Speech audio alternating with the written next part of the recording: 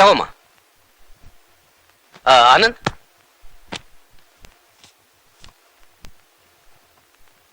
Sir ತಗೋ ನಿನ್ನ 1 ತಿಂಗಳ ಸಂಬಳ. ಸಂಬಳನ ನನಗ? ಹೌದಪ್ಪ, ನೀನ್ ಬಂದು 1 ತಿಂಗಳಾಯ್ತು, ಕಷ್ಟಪಟ್ಟು ಕೆಲಸ ಮಾಡಿದ್ಯಾ, ಸಂಬಳ ಕೊಡಬಾರ್ದಾ? ಏನ್ ಸರ್, ನೀವೇ ಮನೇಲಿ ಇಟ್ಕೊಂಡು ಊಟ ಹಾಕ್ತಿದ್ದೀರಾ, ನಾನ್ ಮಾಡೋ ಕೆಲಸಕ್ಕೆ ಸಂಬಳ ಬೇರೆ ತಗೋಬೇಕೆ? ಊಟದ್ದೆಲ್ಲ ಯಾವ ಲೆಕ್ಕ? ನನ್ನ ಮಕ್ಕಳಲ್ಲಿ ನೀನು ಒಬ್ಬ. ತಗೋ. ನೋಡು, ಕೈಗೆ ಹಣ ಸಿಕ್ತು ಅಂತ ಸಿನಿಮಾ, ನಾಟಕ, ಬೀಡಿ, ಸಿಗರೇಟು ಅಂತ ಖರ್ಚು ಮಾಡ್ಬೇಡ. ಖರ್ಚು ಮಾಡೋದೇನೋ ಸುಲಭ, ಆದ್ರೆ ಸಂಪಾದನೆ ಮಾಡೋದು ಕಷ್ಟ. ಹಣ ಉಳಿಸಿ ಕೂಡಿಟ್ಕೋಬೇಕು, ಕಷ್ಟ ಕಾಲಕ್ಕೆ ಬೇಕಾಗತ್ತಪ್ಪ. ಇದ್ರಲ್ಲಿ 3,000 ರೂಪಾಯಿ ಇದೆ, 500 ರೂಪಾಯಿ ಅವನಿಗೆ ಟಿಪ್ಸ್. 500 ರೂಪಾಯಿ ಟಿಪ್ಸಾ? ನೋಡು ಫ್ರೆಂಡ್, ದುಡ್ಡಿರೋದು ಯಾತಕ್ಕೆ? ಮಜಾ ಮಾಡೋಕೆ. ನಾವು ಮಜಾ ಮಾಡ್ತಿದ್ದೀವಿ, ನಮ್ಮ ಹೆಸರಲ್ಲಿ ಅವನು ಮಜಾ ಮಾಡ್ಲಿ ಬಿಡು. ಕೊಡು. ಏನಪ್ಪ, ಯಾಕೆ ಹಾಗೆ ನೋಡ್ತಿದ್ಯಾ? ಯಾವತ್ತು ಹಣ ನೋಡಿರ್ಲಿಲ್ವಾ? ಇಲ್ಲ ಸರ್, ಈ ರೀತಿ ಬೆವರು ಸುರಿಸಿ ಸಂಪಾದನೆ ಮಾಡಿದ ಹಣನ ನಾನು ಯಾವತ್ತೂ ನೋಡಿರ್ಲಿಲ್ಲ. ಓ, ಆಗ್ಲೇ ಇಂಜಿನಿಯರ್ ಬಂದ್ಬಿಟ್ಟಿದ್ದಾರೆ. ನಮಸ್ಕಾರ ಸರ್. ನಮಸ್ಕಾರ ಇಂಜಿನಿಯರ್. ಸರ್ವೆ ಎಲ್ಲ ಮಾಡಿದ್ದಾಯ್ತೇನ್ರಿ? ಆಗಿದೆ ಸರ್, ಪ್ಲಾನ್ ಕೂಡ ತಂದಿದ್ದೀನಿ. ಸಕ್ಕರೆ ಫ್ಯಾಕ್ಟ್ರಿ ಕಟ್ಟೋಕೆ ನೀವು ತೋರಿಸಿರೋ ಜಾಗ ಅಷ್ಟೇನ್ ಚೆನ್ನಾಗಿಲ್ಲ ಸರ್. ಮೊದ್ಲೇ ಅಪಶಕನ ನುಡಿತಾ ಇದ್ದೀರಲ್ರಿ. ಅಲ್ರಿ, ನಮ್ ತಾಲೂಕ್ನಲ್ಲಿ ಎಲ್ಲೂ ಸಕ್ಕರೆ ಫ್ಯಾಕ್ಟ್ರಿ ಇಲ್ಲ. ಇಲ್ಲಿ ಬೆಳೆಯೋ ಕಬ್ಬೆಲ್ಲ ಬೇರೆ ಕಡೆ ಹೋಗ್ತಾ ಇದೆ. ಇಲ್ಲೇ ಸಕ್ಕರೆ ಫ್ಯಾಕ್ಟ್ರಿ ಇದ್ರೆ ನಮಗೂ ಅನುಕೂಲ, ನಮ್ಮ ರೈತರಿಗೂ ಅನುಕೂಲ ಅಂತ ನಮ್ಮ ಐಡಿಯಾ ಏನೋ ಚೆನ್ನಾಗಿದೆ ಸರ್, ಆದ್ರೆ ನೀವು ತೋರಿಸಿರೋ ಜಾಗ ಟೌನ್ ಅಲ್ಲಿ ಇದೆ. ಪಕ್ಕದಲ್ಲಿ ಕೆರೆ ಬೇರೆ, ರಸ್ತೆ ಬೇರೆ ಚೆನ್ನಾಗಿಲ್ಲ. ಟ್ರಾನ್ಸ್ಪೋರ್ಟೇಶನ್ಗೆ ಬಹಳ ತೊಂದ್ರೆ.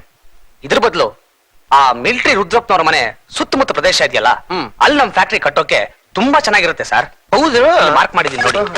ಪ್ಲಾನ್ ಇದು ಬಸ್ ಸ್ಟ್ಯಾಂಡು, ಇದು ಹೈವೇ. ಪ್ಲಾನ್ ತುಂಬಾ ಚೆನ್ನಾಗಿದೆ ಪಾರ್ಟ್ನರ್. ಈ ಜಾಗದಲ್ಲಿ ನಾವು ಫ್ಯಾಕ್ಟ್ರಿ ಕಟ್ಟಿದ್ರೆ ನಮ್ಗೆ ಅನುಕೂಲ ಜಾಸ್ತಿ. ಪಕ್ಕದಲ್ಲೇ ಬಸ್ ಸ್ಟ್ಯಾಂಡು, ಹೈವೇ ಇರೋದ್ರಿಂದ ಟ್ರಾನ್ಸ್ಪೋರ್ಟೇಶನ್ ತುಂಬಾ ಅನುಕೂಲ ಆಗುತ್ತೆ. ಅನುಕೂಲವೇನೋ ಸರಿ, ಇಲ್ಲಿ ನಮ್ ರೈತರ ಮನೆಗಳಿದೆಯಲ್ಲ, ಅವರು ಆ ಜಾಗನ ಬಿಟ್ಬಿಡೋದಕ್ಕೆ ಒಪ್ಪೋದಿಲ್ವಲ್ಲ? ಯಾಕೆ ಒಪ್ಪೋದಿಲ್ಲ ರಂಗನಾಥ್? ಅಲ್ಲಿರೋ ಒಂದೊಂದು ಮನೆಗೂ 20,000 ರೂಪಾಯಿ ನಮ್ಗೆ ಕೊಟ್ಟು ಮನೆಗೊಬ್ಬರಿಗೆ ಫ್ಯಾಕ್ಟ್ರಿಲಿ ಕೆಲಸ ಕೊಡ್ತೀವಿ ಅಂದ್ರೆ ಆಯ್ತು.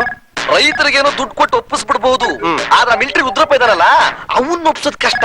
ಟ್ರೈ ಮಾಡೋಣ ಕಣಯ್ಯ. ಅಲ್ರಿ, ನೀವೇ 100 ಎಕರೆ ಜಮೀನ್ ಇಟ್ಕೊಂಡು ಫ್ಯಾಕ್ಟ್ರಿ ಕಟ್ಟೋದಿಕ್ಕೆ ನಮ್ ಜಮೀನೇ ಯಾಕ್ರಿ ಬೇಕು ನಿಮ್ಗೆ?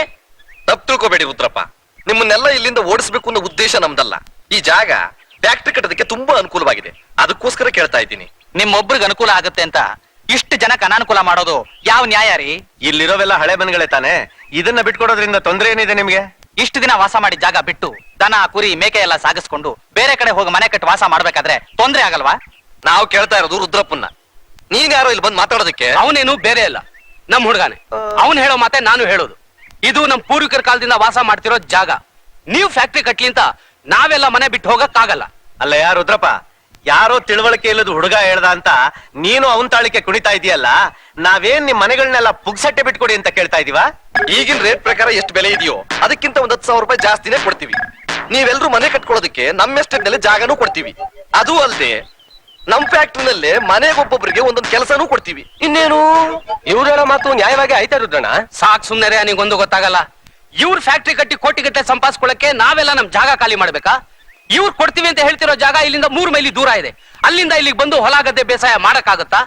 ಅದು ಅಲ್ಲದೆ ಆ ಜಾಗ ದಿಣ್ಣೆ ಮೇಲಿದೆ, ನೀರಿಗೂ ತೊಂದರೆ ಆಗುತ್ತೆ. ಇವ್ರ ಸಾವಾಸನೆ ನಮಗ್ ಬೇಡ. ಮರ್ಯಾದೆಯಾಗಿ ಹೇಳ್ತಾ ಇದ್ದೀನಿ, ದುಡ್ಡು ಬೇಕಾದ್ರೆ ಇನ್ನೂ ಜಾಸ್ತಿ ಕೇಳು. ಅದನ್ನ ಬಿಟ್ಟು ಸುಮ್ನೆ ನಮ್ಮನ್ನ ಎದುರಾಕೊಂಡು ನೀನ್ ಇಲ್ಲಿ ಬಾಳಕ್ಕಾಗತ್ತಾ? ಕೋಪ ಮಾಡ್ಕೋಬೇಡ ಗೋಪಾಲ, ಅವರು ನಿಧಾನವಾಗಿ ಯೋಚನೆ ಮಾಡ್ಲಿ. ಮಿನಿಸ್ಟ್ರಿ ಲೆವೆಲ್ ಅಲ್ಲಿ ನಮ್ಗೆ ಎಷ್ಟು ಸಪೋರ್ಟ್ ಇದೆ ಅನ್ನೋ ವಿಷಯ ಅವ್ರಿಗೇನು ಗೊತ್ತಿಲ್ವೇ? ಸಾಕ್ ನಿಲ್ಲಿಸ್ರಿ. ನಾನು ಮಿಲಿಟರಿ ಕೆಲಸ ಮಾಡ್ದವನು. ರೂಲ್ಸ್ ರೆಗ್ಯುಲೇಷನ್ಸ್ ಏನು ಅಂತ ನಿಮ್ಗಿಂತಲೂ ಚೆನ್ನಾಗಿ ನನಗ್ ಗೊತ್ತು. ಏನೋ ದೊಡ್ಡ ಮನುಷ್ಯರು ಇಲ್ಲಿವರೆಗೂ ಬಂದಿದ್ದಾರೆ ಅಂತ ಮರ್ಯಾದೆ ಕೊಟ್ರೆ ಎದುರ್ಸೋಕ್ ಬರ್ತೀರಾ? ಹೋಗ್ರಿ, ಅದ್ ಯಾವ ಸಪೋರ್ಟ್ ತಗೊಂಬಂದ್ ಏನ್ ಮಾಡ್ತಿರೋ ಮಾಡಿ ಹೋಗ್ರಿ. ಓ, ಹಾಗಾದ್ರೆ ಇದೇ ನಿಮ್ ಕೊನೆ ತೀರ್ಮಾನವೋ? ಹೌದು. ಹೊರಡಿ. ರಂಗು ಬಾ.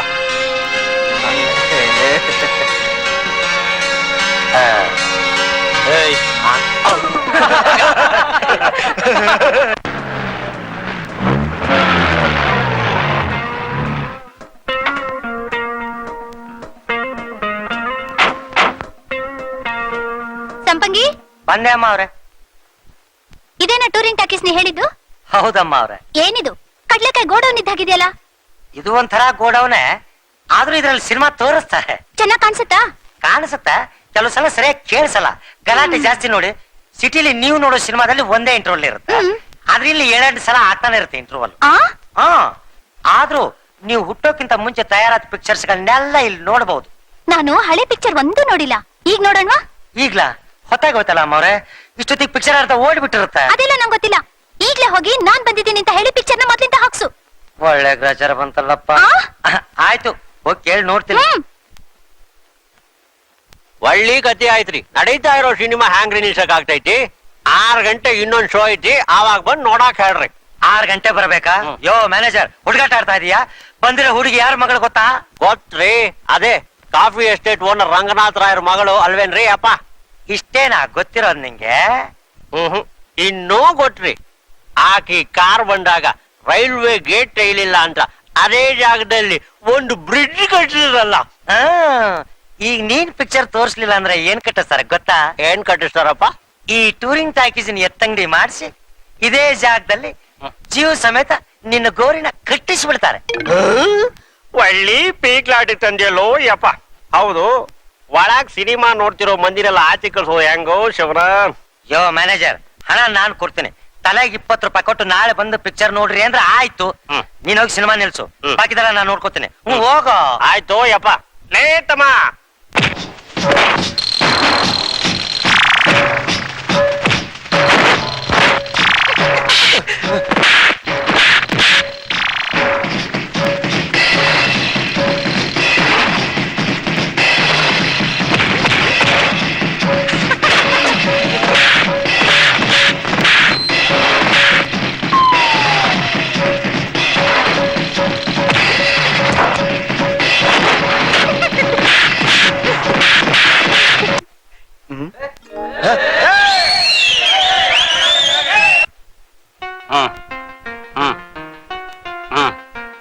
ಇದ್ಯಾಕೆ? 20 ರೂಪಾಯಿ ಅದ. ನಾಳೆಗ್ ಬಂದು 2 ಶೋ ನೋಡ್ರಲ್ಲ, ಹೋಗ. ನೀನ ಹಿಂಗೆ ಕೊಟ್ಯಾ?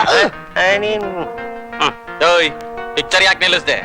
20 ರೂಪಾಯಿ ಅದ ರೊಕ್ಕ. ಕಾಕ ಅಂಗಡಿಗೆ ಹೋಗಿ ರೊಟ್ಟಿ ತಲೆ ಮಾಂಸ ತಿಂದು ನಿದ್ದೆ ಮಾಡಿ 6 ಗಂಟೆ ಶೋಭಾ, ಹೋಗ.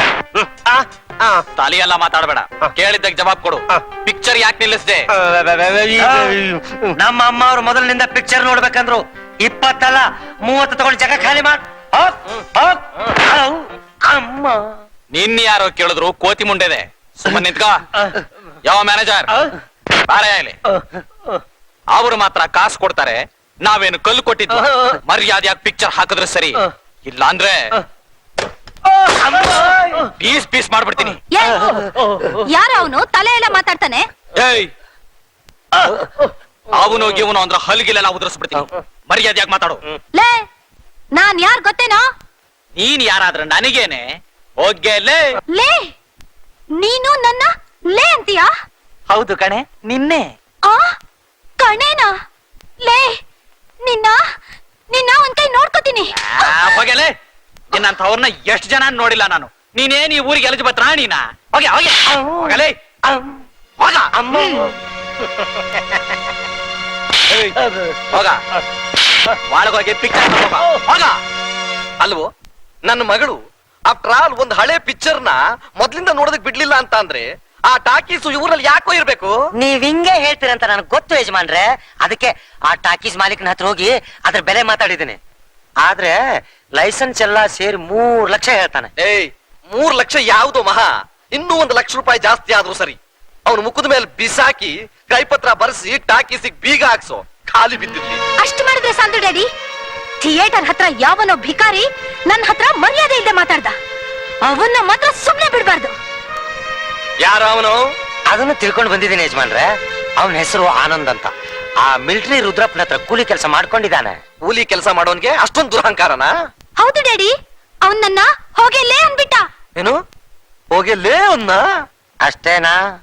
ಇನ್ನು ಏನೇನೋ ಅಂತದ್ದೆಲ್ಲ ನನ್ನ ಕಿವಿಗೆ ಬಿತ್ತು. ಅದನ್ನೆಲ್ಲ ಕೇಳಿಸ್ಕೊಂಡು ನೀನ್ ಸುಮ್ನೆ ನಿಂತಿದ್ದೇನೋ ಬೇಕುಫಾ? ನಾನ್ ಸುಮ್ನೆ ಇರ್ತೀನ? ಅವನ ಹೆಸರು ಕುಲ ಗೋತ್ರ ಎಲ್ಲ ವಿಚಾರಿಸ್ಕೊಂಡು ಬಂದಿದ್ದೇನೆ ಯಜಮಾನ್ರೆ. ನೀವು ಅಪ್ಲೈ ಕೊಟ್ರೆ ಮನೆ ಬಾಗಿಲು ಕಾಯ್ಲಿಕ್ಕೆ ಈಗ 8 ಜನ ಇದಾರಲ್ಲ, ಅವ್ರ ಜೊತೆ ಇವನಿಗೂ ಸಂಬಳ ಫಿಕ್ಸ್ ಮಾಡಿ ಬಾಗಿಲು ಕಾಯ್ದಕ್ಕೆ ಹಾಕ್ತಾನೆ. ಬರೀ ಬಾಗಿಲು ಕಾಯೋದಲ್ಲ, ಅವನು ನನ್ ಬೂಟ್ ಪಾಲಿಶ್ ಮಾಡ್ಬೇಕು, ನಾನ್ ಬಿಚ್ಚ ಹಾಕಿದ್ ಬಟ್ಟೆ ಒಗಿಬೇಕು, ನಾನ್ ಊಟ ಮಾಡಿ ತಟ್ಟೆ ತೊಳಿಬೇಕು. ಗೊತ್ತಾಯ್ತಾ? ನನ್ನ ಮಗಳು ಹೇಳಿದ್ಮೇಲೆ ಮುಗಿದು ಆಯ್ತು. ಅವಳು ಏನ್ ಹೇಳಿದ್ರು ಮಾಡ್ಬೇಕು. ಆನಂದ, ಆನಂದ, ಆನಂದ, ಯಾವನಲೇ? ಇಲ್ಲೇ ಇದೆಯಾ? ನೀ ಕೊಟ್ಟ ಏಟಂತೂ ಪರಮಾನಂದ. ನಿನ್ ಹೆಸರು ಹೇಳ್ತಿದ್ರೆ ಆನಂದ, ಬೆಳಗ್ಗೆ ನಿನ್ನ ಮುಖ ನೋಡಿದ್ರೆ ಆನಂದ. ಮುಂದೆ ಹುಟ್ಟೋ ಮಕ್ಕಳಿಗೆಲ್ಲ ನಿನ್ನ ಹೆಸರೇ ಇಡಬೇಕಂತ ನನ್ನ ಡೈರಿನಲ್ಲಿ ಬರೆದಿಟ್ಕೊಂಡು ಬಿಟ್ಟಿದ್ದೀನಿ. ಒಳ್ಳೆ ಕೆಲಸ ಮಾಡಿದೆ. ಈಗೇನು ನನ್ನ ಮುಖ ನೋಡ್ಕೊಂಡು ಹೋಗಕ್ ಬಂದ್ರಾ ಇಲ್ಲ? ನೋಡ್ಕೊಂಡು ಹೋಗ್ ಬಂದಿಲ್ಲ, ಕರ್ಕೊಂಡು ಹೋಗ್ ಬಂದಿದೀವಿ. ನೀನು ತುಂಬಾ ಅದೃಷ್ಟವಂತಪ್ಪ. ಅದಕ್ಕೆ ಅಲ್ವಾ ಇಲ್ಲಿ ಬೆವರು ಸುರಿಸ್ಕೊಂಡು ಕೆಲಸ ಮಾಡ್ತಿರೋದು. ಇನ್ಮೇಲೇನು ಹಿಂಗ್ ಬೆವರು ಸುರಿಸಿ ಮಾಡೋ ಅಂತ ಕೆಲಸನೇ ಇಲ್ಲ ಗೊತ್ತಾ? ನಮ್ ಚಿಕ್ಕಮ್ಮವ್ರನ್ನ ಬೈದಲ್ಲ, ಅವಾಗ್ಲೇ ನಿನ್ನ ಕಷ್ಟಗಳೆಲ್ಲ ಕರಗಿ ಅದೃಷ್ಟ ಕುದುರೆ ಬಿಟ್ಟು. ಜಗಳ ಆಡಿದ್ದನ್ನು ಮರೆತು ಕ್ಷಮಿಸ್ಬಿಡಿ ಅಂತ ಹೇಳಿ ಕಳಿಸಿದಾಳ. ಹೋಗಿ ಕ್ಷಮಿಸಿದೀನಿ ಅಂತ ಹೇಳು. ಅದಲ್ಲ ಗುರು, ನಿನ್ನನ್ನು ಕೆಲ್ಸಕ್ಕೆ ಇಟ್ಕೊಂಡು ದಿನಕ್ಕೆ 2 ಹೊತ್ತು ಮಾಂಸದ ಊಟ ಹಾಕಿ ತಿಂಗಳಿಗೆ 1000 ರೂಪಾಯಿ ಸಂಬಳ ಕೊಡ್ತೀವಂತ ಹೇಳಿ ಕಳಿಸಿದ್ದಾರೆ. ಯಾಕೆ ಅವಮಾನ ಮಾಡಿದ್ದಕ್ಕ? ಹಂಗಲ್ಲ, ಯಾರಾದ್ರೂ ಎದುರು ಜವಾಬ್ ಕೊಟ್ರೆ ಅವ್ರು ಜಾಸ್ತಿ ಸಂಬಳ ಕೊಟ್ಟು ಕೆಲಸಕ್ಕೆ ಇಟ್ಟುಕೊಳ್ಳೋದ್ ನಮ್ಮ ಅಮ್ಮ ಸ್ವಭಾವ. ಕೆಲಸ ಏನು ಕಷ್ಟ ಇಲ್ಲಪ್ಪ. ನೀನು ಕ್ಲೀನ್ ಆಗಿ ತಲೆ ಬೋಳಿಸ್ಕೊಂಡು ಮೇಲೆ ಒಂದು ಬಟ್ಟೆ ಇಲ್ಲದೆ ಒಂದೇ ಒಂದು ಲುಂಗಿ ಸುತ್ಕೊಂಡು ಅಮ್ಮ ಅವ್ರ ಕುದುರೆಗೆ ಮೇವ್ ಹಾಕೋದು, ಮಾಲಿಶ್ ಮಾಡೋದು, ಬೆಳಿಗ್ಗೆ ಸಾಯಂಕಾಲ ಬಾಗ್ಲ ಹತ್ರ ನಿಂತ್ಕೊಂಡು ಅಮ್ಮ ಅವ್ರಿಗೆ ತಲೆ ಬಗ್ಗೆ ನಮಸ್ಕಾರ ಮಾಡೋದು ಅಷ್ಟೇ. ಓಹೋ, ಹಾಗೋ ಸಮಾಚಾರ. ನಿಮ್ಮ ಅಮ್ಮ ಅವರು ನನಗೆ ಎಷ್ಟು ಕೊಡ್ತೀನಿ ಅಂದ್ರು ಸಂಬಳನ? ಹೇಳಿದ್ನಲ್ಲಪ್ಪ, ದಿನಕ್ಕೆ 2 ಹೊತ್ತು ಮಾಂಸದ ಊಟ ತಿಂಗಳಿಗೆ 1000 ರೂಪಾಯಿ ಸಂಬಳ ಅಂತ. ಈ ಕಾಲದಲ್ಲಿ ಯಾರು ಕೊಡ್ತಾರೆ ಹೇಳು? ನಾನ್ ಕೊಡ್ತೀನಿ. ಹೋಗಿ ಹೇಳು ನಿಮ್ಮ ಅಮ್ಮ ಅವರೇ ಬಂದು ನನ್ನ ಹತ್ರ ಕೆಲಸ ಮಾಡ್ಲಿ, ದಿನಕ್ಕೆ 4 ಸಾರಿ ಮಾಂಸದ ಊಟ ಹಾಕಿ ತಿಂಗಳಿಗೆ 2000 ರೂಪಾಯಿ ಸಂಬಳ ಕೊಡ್ತೀನಿ. ಅವ್ರು ಬಂದು ನಿನ್ನ ಹತ್ರ ಕೆಲಸ ಮಾಡ್ಬೇಕಾ? ಜಾಸ್ತಿ ಕಷ್ಟದ ಕೆಲಸ ಏನೂ ಇಲ್ಲಪ್ಪ. ಕ್ಲೀನ್ ಆಗಿ ತಲೆ ಬೋಳಿಸ್ಕೊಂಡು ಮೇಲ್ ಬಟ್ಟೆ ಇಲ್ದೆ ಅಯ್ಯೋ, ಬರೀ ಒಂದ್ ಲಂಗ ಉಟ್ಕೊಂಡು ದಿನಾ ನನ್ನ ಮೈಗೆ ಎಣ್ಣೆ ಹಚ್ಚಿ ಮಾಲಿಶ್ ಮಾಡೋದು, ಸ್ನಾನ ಮಾಡಿಸೋದು, ಮಾಲಿಶ್ ಮಾಡೋದು, ಸ್ನಾನ ಮಾಡಿಸೋದು ಅಷ್ಟೇ. ಏನು ನನಗೆ 2000 ರೂಪಾಯಿ ಸಂಬಳ ಕೊಡ್ತಾನಂತ ಅವನು? ಹೌದು ಅಮ್ಮವ್ರೆ, ನೀವೇ ತಲೆ ಬೋಳಿಸ್ಕೊಂಡು ಮೈ ಮೇಲೆ ಬಟ್ಟೆನೇ ಇಲ್ದಂಗೆ ಒಂದೇ ಒಂದ್ ಲಂಗ ಹಾಕೊಂಡು ದಿನೋ ಮೈಗೆ ಎಣ್ಣೆ ಹಚ್ಚಿ ಮಾಲಿಶ್ ಮಾಡ್ಬೇಕಂತ. ಅಯ್ಯೋ, ಇದನ್ನೆಲ್ಲ ಯಜಮಾನ್ರಿಗೆ ಹೇಳಿದೆ ಅಮ್ಮ ಅವ್ರೆ. ಆ ರಾಸ್ಕಲ್ಗೆ ಕೈ ಕಾಲು ಮುರಿಸಿ ಮಾಲಂಗಿ ಮಡುವಿಗೆ ಹಾಕ್ಸ್ಬಿಡ್ತೀನಂತ ಯಜಮಾನ್ರು ರೆಡಿಯಾಗಿ ಹೊರಟಿದ್ದಾರೆ. ನೋ, ಬೇಡ. ಇದ್ರಲ್ಲಿ ಯಾರು ಮಧ್ಯ ಬರೋದು ನನಗೆ ಇಷ್ಟ ಇಲ್ಲ. ಈಗ್ಲೇ ಹೋಗಿ ಡ್ಯಾಡಿಗೆ ಹೇಳು, ಅವನಿಗೆ ಸರಿಯಾಗಿ ಬುದ್ಧಿ ಕಲ್ಸಿ ನನ್ನ ಸೈಡ್ ನಾನೇ ತೀರ್ಸ್ಕೊತೀನಿ. ಆಯ್ತು ಅಮ್ಮ. ಹೋಗಿ. ಮಾವ, ನಾನೊಂದು ಒಗಟು ಹೇಳ್ತೀನಿ, ಉತ್ತರ ಹೇಳ್ತೀಯಾ? ಒಂದೇನು 10 ಕೇಳು, ಪಟ್ ಪಟ್ ಪಟ್ ಪಟ್ ಪಟ್ ಅಂತ ಉತ್ತರ ಹೇಳ್ಬಿಡ್ತೀನಿ. ಹೊಟ್ಟೆ ಪುಟ್ಟಿಗೆ, ಜುಟ್ಟು ನೆಟ್ಟಿಗೆ. ಹೊಟ್ಟೆ ಪುಟ್ಟಿಗೆ, ಜುಟ್ಟು ನೆಟ್ಟಿಗೆ. ಅದು ಆ ಮಾರಿಗುಡಿ ಪೂಜಾರಿ. ಅಲ್ಲ, ತೆಂಗಿನಕಾಯಿ. ಅದು ನನಗೂ ಗೊತ್ತಿತ್ತು. ಈಗ ನಾನೊಂದು ಒಗಟು ಹೇಳ. ಆಮೇಲೆ ಹೇಳಿರಂತೆ, ಈಗ ಊಟ ಮಾಡಿ. ಊಟ ಮಾಡ್ಬಿಟ್ಟೆ ಹೇಳ್ತೀನಿ. ಅಬ್ಬಾ, ಹಚ್ಚಿದ ಹೊಟ್ಟೆಗೆ ಹಿಟ್ಟು ಅಮೃತ ಅಂತಾರಲ್ಲ, ನಿಜವಾದ ಮಾತು. ಅದಕ್ಕೆ ಹೇಳೋದು, ಕೈ ತುಂಬಾ ಕೆಲಸ ಮಾಡ್ಬೇಕು, ಬಾಯಿ ತುಂಬಾ ಊಟ ಮಾಡ್ಬೇಕು ಅಂತ.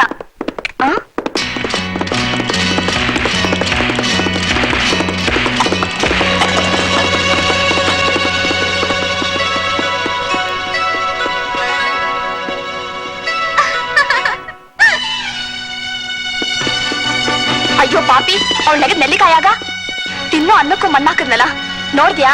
ಅವಳಿಗೆ ಎಷ್ಟು ಅಹಂಕಾರ ಐತೆ. ನೋಡ್ತೀರ, ಅವಳಿಗೆ ಸರಿಯಾಗಿ ಬುದ್ಧಿ ಕಲಿಸ್ತೀನಿ.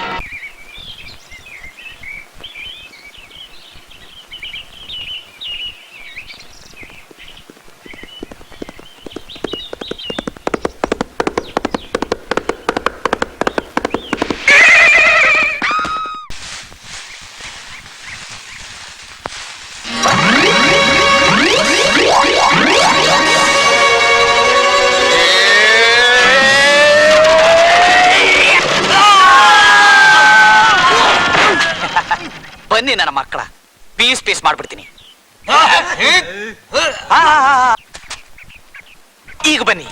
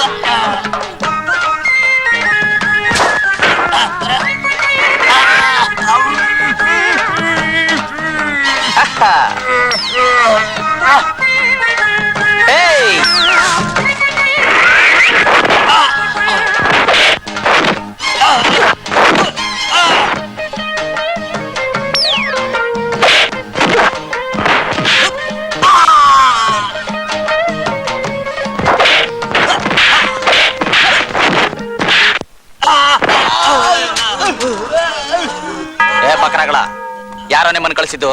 ಸಾವುಕಾರ ಮಗಳು ನಿಮ್ಮನ್ನ ಹಿಡ್ಕೊಂಡ್ ಬಾ ಅಂತ ಕಳ್ಸಿದ್ರು. ಅದನ್ನ ಮೊದಲೇ ಹೇಳ್ಬಾರ್ದ? ಹುಡುಗಿ ಕರೆದ ಮೇಲೆ ನಾನು ಬರದೇ ಇರ್ತೀನ? ನಡೀರಿ, ನಾನೇ ಬರ್ತೀನಿ.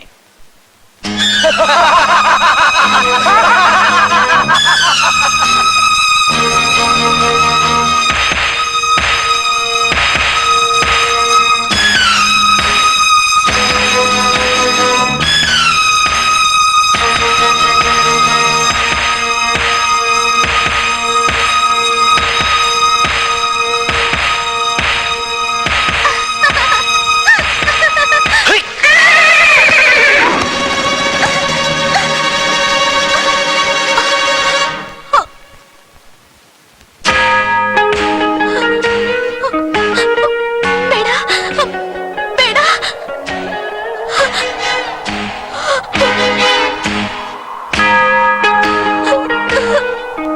ಏನೇ ದೊರಸಾನಿ, ಇಷ್ಟೊಂದು ಅಹಂಕಾರಣ ನಿನಗೆ? ಆಳುಗಳನ್ನ ಬಿಟ್ಟು ಹೊಡೆಸಿ ಕೈಗೆ ಹಗ್ಗ ಕಟ್ಟಿ ಕುದುರೆ ಹಿಂದೆ ಎಳ್ಕೊಂಡು ಬರ್ತೀಯ? ಸುತ್ತಮುತ್ತ ಒಂದು ನರ ಪ್ರಾಣಿ ಕೂಡ ಇಲ್ಲ. ಈಗ ನೀನ್ ಎಂಥ ಜಾಗದಲ್ಲಿ ಸಿಕ್ಬಿಟ್ಟಿದೀಯ ಗೊತ್ತಾ? ಯೋ ಬೇಡಯ್ಯ, ನಾನೇನೋ ಆತರದಲ್ಲಿ ತಿಳಿದೆ ತಪ್ಪು ಮಾಡ್ಬಿಟ್ಟೆ. ಪ್ಲೀಸ್ ನನ್ ಬಿಟ್ಬಿಡು. ಹತ್ತೇರಿಕೆ, ಸುಮ್ಮನೆ ಬಿಟ್ಬಿಡೋದಕ್ಕಲ್ಲ ಕಣೆ ನಾನು ಇಲ್ಲಿವರೆಗೂ ಬಂದಿದ್ದು. ಕೈಗೆ ಕಟ್ಟಿರೋ ಹಗ್ಗನ ಬಿಚ್ಚೋಕಾಗದೆ ಬಂದಿಲ್ಲ ಕಣೆ ಬಿತ್ರಿ. ಸರಿಯಾದ ಜಾಗ ನೋಡಿ ನಿನಗೆ ಕತ್ರೆ ಹಾಕಕ್ ಬಂದಿದ್ದೀನಿ ಕಂತ್ರಿ. ಯೋ ಬೇಡಯ್ಯ, ತಪ್ಪಾಯ್ತು ಅಂತ ಕ್ಷಮೆ ಕೇಳ್ಕೊತೀನಿ. ನನ್ನೇನು ಮಾಡ್ಬೇಡಯ್ಯ. ನಾನು ಏನು ಮಾಡಲ್ಲ, ನೀನೇ ಮಾಡ್ಬಾ. ಯಾವ ಕೈಯಿಂದ ನನ್ನ ಹಗ್ಗ ಕಟ್ಟಿ ಎಳ್ಕೊಂಡು ಬಂದ್ಯೋ ಅದೇ ಕೈಯಿಂದ ನನ್ನ ಬಾಚಿ ತಪ್ಕೋ. You rock. ಏನಂದೆ? ಬೇಡಯ್ಯ, ನನ್ ಕೆಡಿಸ್ಬೇಡಯ್ಯ. ನಾನ್ ಮಾಡಿದ ತಪ್ಪಿಗೆ ಬೇರೆ ಏನಾದ್ರೂ ಶಿಕ್ಷೆ ಕೊಡು, ಆದ್ರೆ ನನ್ ಶೀಲ ಕೆಡ್ಸಿ ನನ್ ಲೈಫ್ ಹಾಳ್ ಮಾಡ್ಬೇಡ ಪ್ಲೀಸ್. ಅಹಂಕಾರದಲ್ಲಿ ಮೆರೆಯೋರಿಗೆಲ್ಲ ಕಡೆಯಲ್ಲಿ ಏನ್ ಗತಿ ಬರುತ್ತೆ ಅಂತ ಗೊತ್ತಾಯ್ತಾ? ಹೇಳ್ಮೇಲೆ ಒಂಟಿಯಾಗಿ ಸಿಕ್ಕಿರೋ ಹೆಣ್ಣಿನ ಮೇಲೆ ಅತ್ಯಾಚಾರ ಮಾಡುವಂತ ಅಯೋಗ್ಯ ನಾನಲ್ಲ. ಇವತ್ತು ನೀನು ಸುಮ್ಮನೆ ಬಿಟ್ಟಿದ್ದೀನಿ. ಇನ್ನೊಂದು ಸಲ ಇಂಥ ಚೇಷ್ಟೆನೇನಾದ್ರೂ ಮಾಡಿದ್ರೆ ನಿನ್ನ ಮನೆಗೆ ನುಗ್ಗಿ ನಿನ್ ಏನ್ ಬೇಕಾದ್ರೂ ಮಾಡ್ತೀನಿ. ಗೊತ್ತಾಯ್ತಾ? ಗೊತ್ತಾಯ್ತು. ಇವತ್ತೇ ಕೊನೆ, ಮತ್ತೆ ನನ್ನ ತಂಟೆಗೆ ಬರಬೇಡ.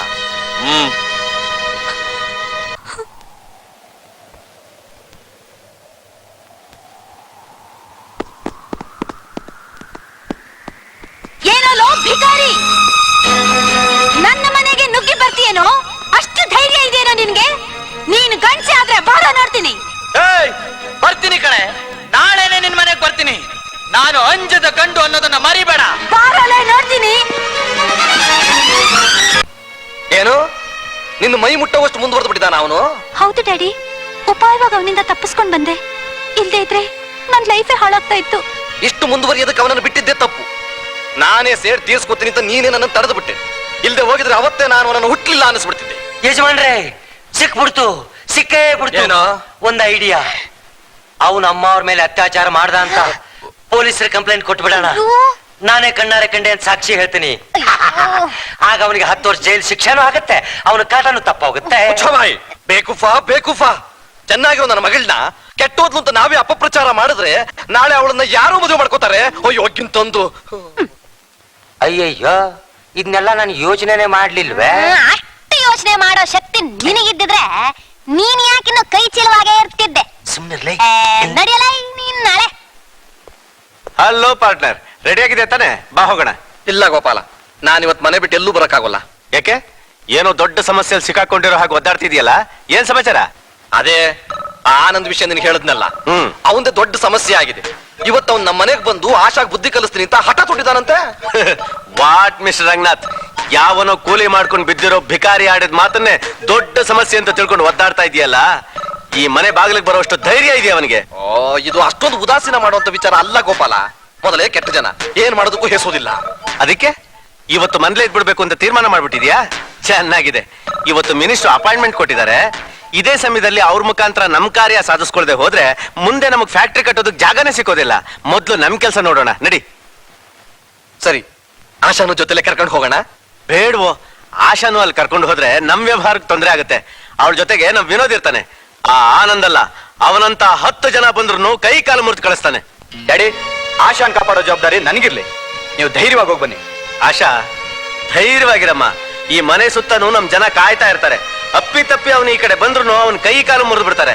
ಹಾ ವಿನೋದ್ ಡ್ಯಾಡ್ ಇವಳ ಕಡೆ ಗಮನ ಇರ್ಲಿ. ಸರಿ ಹೊತ್ತಾಯ್ತು ಬಾರ ರಂಗು ಬಾಬಾ.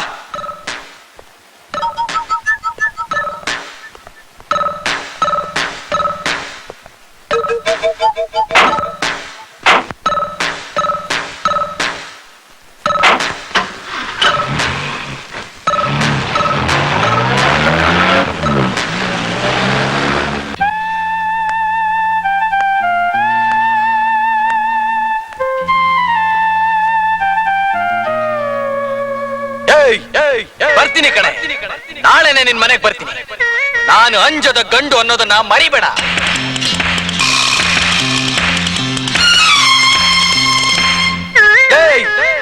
ಬರ್ತೀನಿ ಕಣೆ, ನಾಳೆನೆ ನಿನ್ ಮನೆಗ್ ಬರ್ತೀನಿ. ನಾನು ಅಂಜದ ಗಂಡು ಅನ್ನೋದನ್ನ ಮರಿಬೇಡ.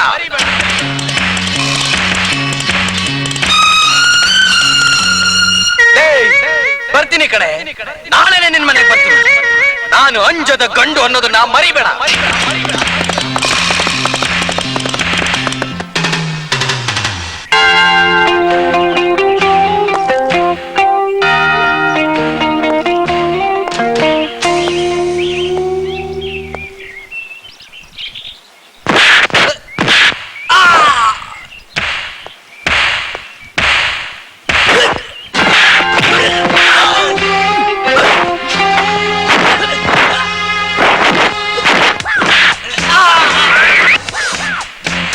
ಬನ್ನಿ ನನ್ನ ಮಕ್ಕಳು, ಪೀಸ್ ಪೀಸ್ ಮಾಡ್ಬಿಡ್ತೀನಿ.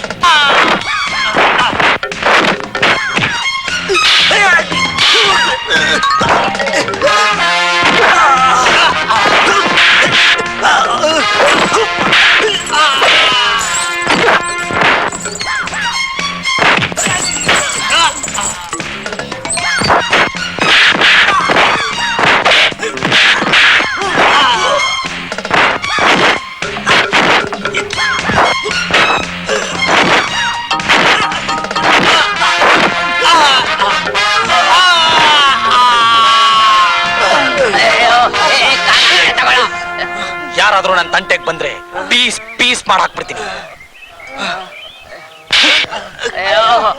ಸಾಯ್ರಿ ನನ್ನ ಮಕ್ಕಳು.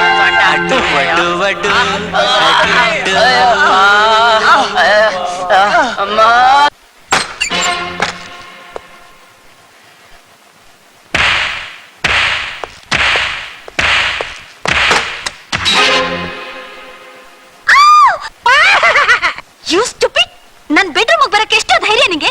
Get out. ಏನಲೇ, ನನ್ನ ಕಾಲು ಹಿಡ್ಕೊಂಡು ಕೇಳ್ಕೊಂಡಿಯಲ್ಲ ಅಂತ ಕರುಣೆ ತೋರಿಸಿದ್ರೆ ಗಂಡಸಾಗಿದ್ರ ಮನೆಗ್ ಬಾ ಅಂತ ಚಾಲೆಂಜ್ ಮಾಡಿದ್ಯಲ್ಲ. ಈಗ ಗೊತ್ತಾಯ್ತಾ ನಾನು ಯಾರು ಅಂತ? ಅಂಜದ ಗಂಡು. ಅಂಜಿಕೆ ಅನ್ನೋ ಶಬ್ದ ನನ್ನ ಡಿಕ್ಷನರಿಲೇ ಇಲ್ಲ ಕಣೆ. ಏಯ್ ಬೇಡ ಬೇಡ, ನನ್ ಮೈ ಏನಾದ್ರೂ ಮುಟ್ಟಿದ್ರೆ ನಮ್ ಡ್ಯಾಡಿ ನಿನ್ನ ತುಂಡು ತುಂಡು ಕತ್ತರಿಸಿ ಹಾಕಿಸ್ಬಿಡ್ತಾರೆ. ಕತ್ತರಿಸ ಹಾಕೋಕ ನಾನೇನು ಕುರಿ ಮರಿನಾ? ಈಗ ನಿನ್ನ ಮೈ ಮುಟ್ಟೋದೊಂದೇ ಅಲ್ಲ, ನಿನ್ನ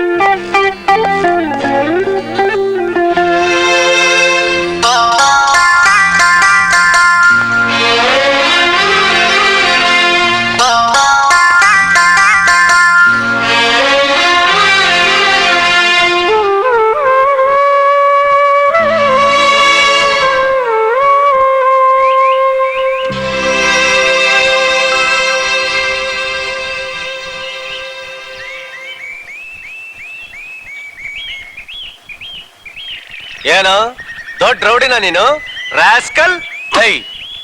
ಅವನು ಮೈ ಮೇಲೆ ಕೈ ಮಾಡೋದಕ್ಕೆ ನಿನ್ಗೇನ್ ಅಧಿಕಾರ ಇದೆ? ಇವನು ನಮ್ಮ ಹುಡುಗ, ಇವನ್ ಮಾಡಿರೋ ತಪ್ಪಿಗೆ ನಾನ್ ಶಿಕ್ಷೆ ಕೊಡ್ತೀನಿ. ಇವನು ಮಾಡಿರೋ ಹಲ್ಕ ಕೆಲ್ಸಕ್ಕೆ ಇದ್ಯಾವ ಮಹಾ ದೊಡ್ಡ ಶಿಕ್ಷೆ. ನಾನೀಗ ಕೊಡ್ತೀನಿ ಇವನಿಗೆ ಸರಿಯಾದ ಶಿಕ್ಷೆ. ಕೊಡಲಿ. ನಿಮ್ಮ ಶ್ರೀಮಂತಿಗೆ ದರ್ಪ ನನ್ನ ಹತ್ರ ತೋರಿಸ್ಬೇಡಿ. ನಾನು 35 ವರ್ಷ ಮಿಲಿಟರಿ ಸರ್ವಿಸ್ ಮಾಡಿದವನು.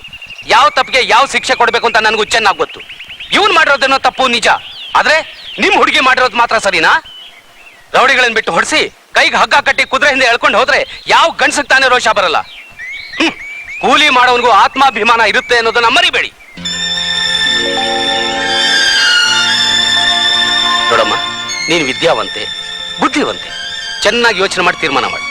ನೀನು ಮಾಡಿದ ತಪ್ಪಲ್ಲ, ಅವನು ಮಾಡಿದ ಮಾತ್ರ ತಪ್ಪು ಅನ್ನೋದೇ ನೀನ್ ತೀರ್ಮಾನ ಆದ್ರೆ ತಗೋ, ಈ ಚಾಟಿಲಿ ನೀನ್ ಕೈ ಸೋಲೋವರೆಗೂ ಅವ್ನು ಹೊಡಿ.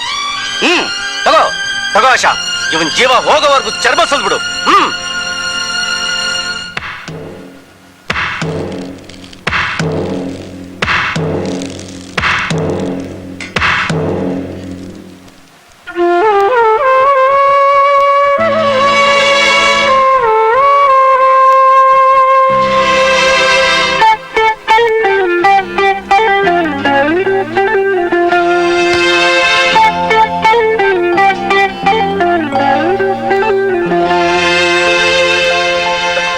ಆಶಾ,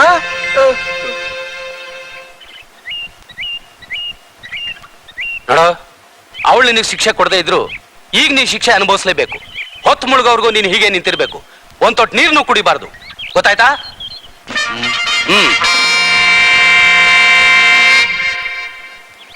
ಎಲ್ಲ ಬರೀ ಮಿಲಿಟರಿ ರೂಲ್ಸೇ. ಅಲ್ಲ, ನಾನು ಅವತ್ತೇ ಹೇಳಿದೆ, ನನ್ನ ಮಾತು ಕೇಳಿದ್ಯಾ? ತಲೆ ಬೋಲ್ಸ್ಕೊಂಡು ಲುಂಗಿ ಸುತ್ತಕೊಂಡು ಕೆಲ್ಸಕ್ಕೆ ಸೇರಿದಿದ್ರೆ 1000 ರೂಪಾಯಿ ಸಂಬಳ ಸಿಕ್ತಿತ್ತು. ಆಗ ನನ್ನ ಮಾತು ಕೇಳಿಲ್ಲ. ಈಗ ಅನುಭವಿಸು. ಏ ಕಮ್ಮಂಗಿ, ಆಯ್, ಆಯ್. ಎಲ್ಲಿ? ನಿನ್ನೆ ಕಣಲೇ, ನಿನ್ ಚಿಕ್ಕಮ್ಮ ಅವ್ರ ಜೊತೆ ಇರ್ತಾಳಲ್ಲ ಹುಡುಗಿ, ಹಾ. ಅವಳ ಹೆಸರೇನು? ಮಣಿ ಅಂತ. ಯಾಕೆ? ಯಾಕೆ? ಅವಳನ್ನು ಸೇರಿಸಿ ಹೊತ್ಕೊಂಡು ಹೊಟ್ಟೋಗ್ತೀನಿ. ಅಯ್ಯಪ್ಪ, ನೀನೇನು ಅಂತ ಆಸಾಮಿನ ಕಣಪ್ಪ. ಕೈ ಮುಗಿತೀನಿ, ದಯವಿಟ್ಟು ನನ್ನ ಹುಡುಗಿ ತಂಟೆಗೆ ಮಾತ್ರ ಬರಬೇಡಪ್ಪ. ಹೋಗಪ್ಪ. ಆಯ್ತಪ್ಪ. ಆಯ್.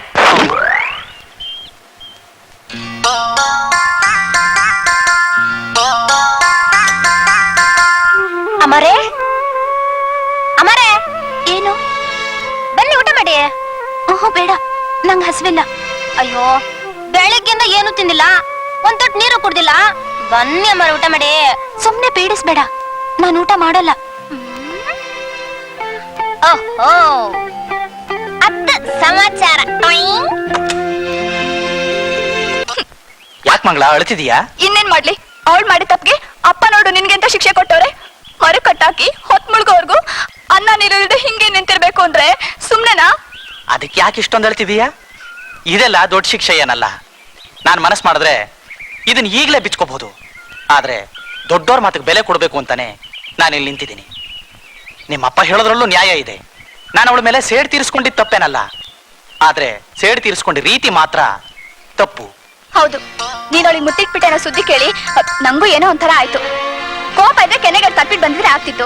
ಅದನ್ ಬಿಟ್ಬಿಟ್ಟು ಅವಳೇನೋ ಸೀಮೆಲಿ ಇಲ್ದಿರೋ ಸುಂದ್ರಿ ಅನ್ನೋ ಹಾಗೆ ಏನೇನೋ ಮಾತಿಗೆ ಬಂದಿದೀಯಲ್ಲ. ಅಯ್ಯಯ್ಯೋ, ಅದನ್ನ ಬಿಟ್ಟು ಇನ್ನೇನು ಮಾಡಿಲ್ಲಪ್ಪ. ನಿನ್ನಾಣೆಗೂ ಅವಳ ಅಹಂಕಾರ ಮುರಿಬೇಕು ಅನ್ನೋ ಆತ್ರದಲ್ಲಿ ಒಂದ್ ಸಣ್ಣ ತಪ್ಪು ಮಾಡ್ಬಿಟ್ಟೆ ಅಷ್ಟೇ. ನೀನು ಅದನ್ನೇ ಒಂದ್ ದೊಡ್ಡ ತಪ್ಪು ಅಂತ ಹೇಳ್ತೀಯಾ?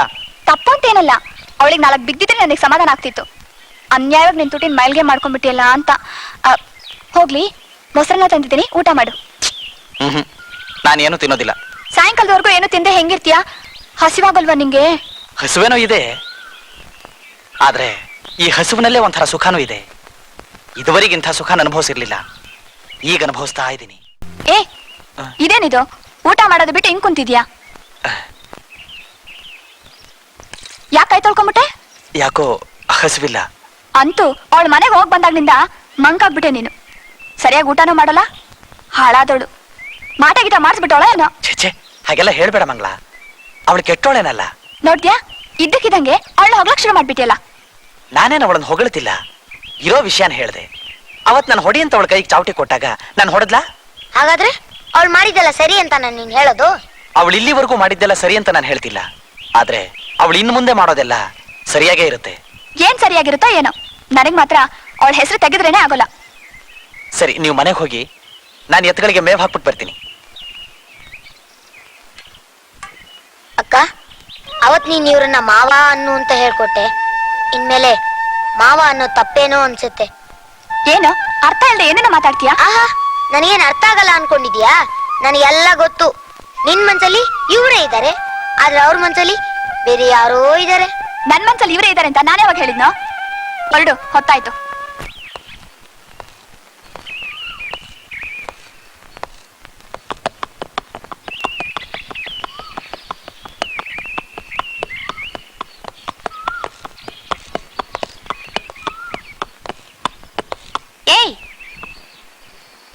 ಏನು ಇವತ್ ಬಹಳ ಮರ್ಯಾದೆ ತೋರಿಸ್ತಿದ್ಯಲ್ಲ ನನ್ಗೆ. ದುಷ್ಟನ್ ಕಂಡ್ರೆ ದೂರ ಇರುವಂತ ದೊಡ್ಡೋರು ಹೇಳಿದ್ದಾರೆ. ಅವತ್ತು ಒಳ್ಳೆ ರಣಧೀರನ್ ತರ ಮನೆಗ್ ಬಂದು ನನಗ್ ಕಿಸ್ ಕೊಟ್ಟಿಯಲ್ಲ, ಈಗ ಕೊಡು ನೋಡೋಣ. ಏನೋ ಆವೇಶದಲ್ಲಿ ತಪ್ಪು ಮಾಡ್ಬಿಟ್ಟೆ, ತಪ್ಪಾಯ್ತು, ಕ್ಷಮಿಸ್ಬಿಡಿ. ನಾನ್ ಹಾಗೆಲ್ಲ ಕ್ಷಮಿಸೋ ಅಂತ ಅವಳಲ್ಲ ಗೊತ್ತಾ. ಸೇಡ್ ತೀರಿಸ್ಕೊಳ್ದೆ ಇದ್ರೆ ನನಗ್ ನಿದ್ದೆ ಬರೋದಿಲ್ಲ.